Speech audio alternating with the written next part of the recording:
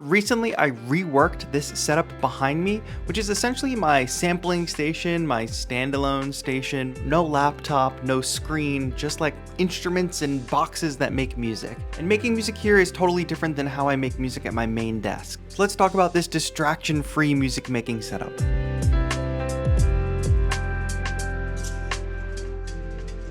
Let's start by talking about audio routing.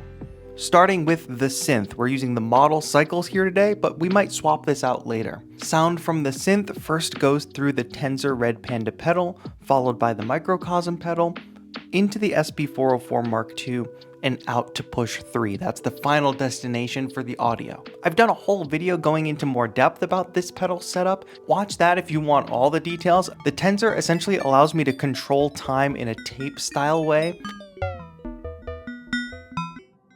And the hologram microcosm is just like an ambient magic device with granular delay and reverb. It can really just transform any sound. Of course, the SP404 Mark II is a legendary sampler, so I can take whatever sounds come out of the synth through the pedals and record it, chop it up, sequence it, add more effects to it right here on the 404. But one very important feature, which is why I have the 404 here in the chain, is called skip back recording. So if I'm making changes on my synth or on my pedals and some kind of sound design magic happens, I just push the mark button and it immediately gives me the last 45 seconds of audio. So basically I can't lose any of those happy accidents. Having this all end at the push 3 allows me to record into different session clips and just make different loops, add more effects, do more sample editing. But the best feature is, of course, being able to utilize Ableton Cloud, meaning that whatever I work on here, I can go over to my main desk, find push, find the project, and get that session onto my computer where I'll turn whatever we made here into hopefully something finished. Having essentially a DAW-less, computerless setup over here, but being able to just easily pull the project up on my computer, it really connects the dots between, just making noise, just making sound, and just experimenting into like turning it into something real. And if any of you remember, this desk used to have a shelf on it, but I got rid of that so that I could fit these XTS stands by Analog Cases. This large one fits the push 3 really well, but the thing with XTS stands is they're expandable, so they can fit different types of gear.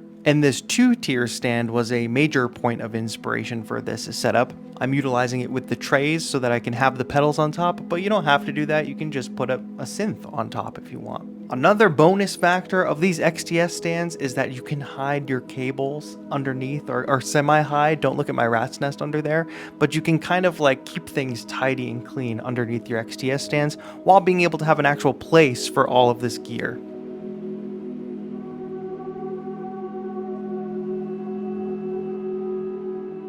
But now let's talk MIDI routing. We want to get MIDI to our synth here. So what happens is USB to push and then MIDI out from push to the synth.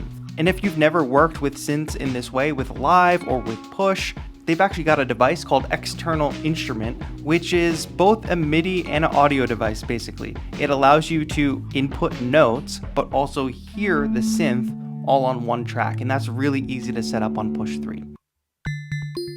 So I can record MIDI notes playing the launch key, notes get recorded onto push. Those notes find their way to the synth, and the audio from the synth comes back into push.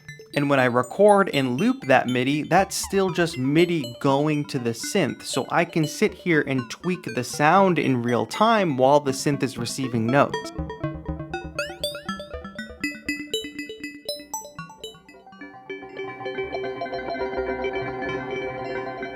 And where I like to go from there is I just set up a separate audio track, route the audio from the external instrument into that, and I start recording.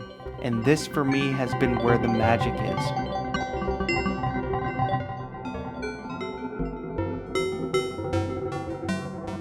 I'll focus on just subtly tweaking the synth as those notes in that loop plays.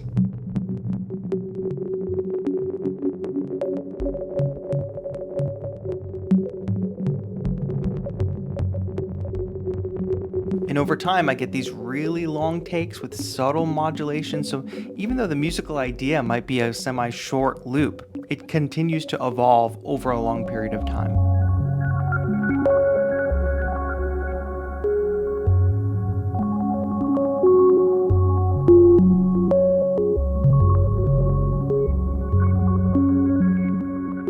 So after having experimented with this setup for some time, and it's gone through many iterations over the years, I've learned that flexibility is really important, especially if this is supposed to be like a sampling station, an experimental station.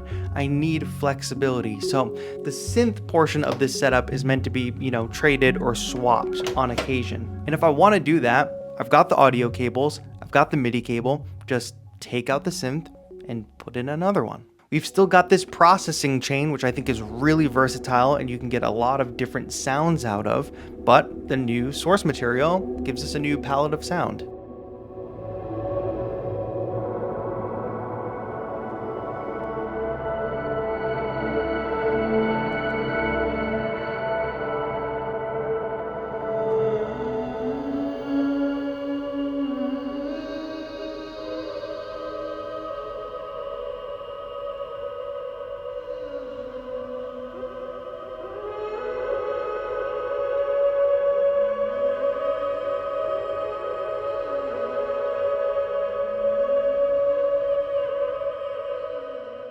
By nature of this being an experimental setup, I'll occasionally unplug one of these synth devices, but the pedals will still be on, and I'll end up with this like cool atmosphere.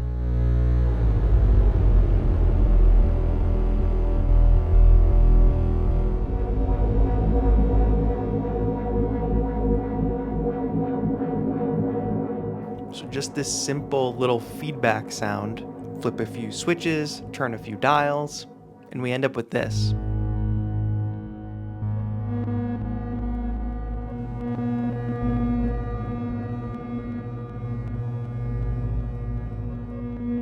I don't know if I'm a noise musician now. Is this what noise musicians do? Because I'm all for it.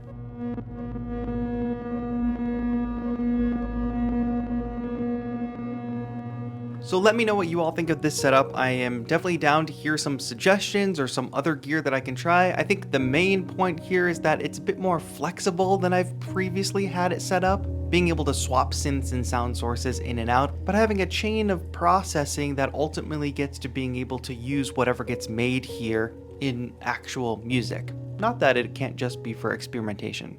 That's all for now. Shout out to my channel members. This has been TAETRO. Have a good one.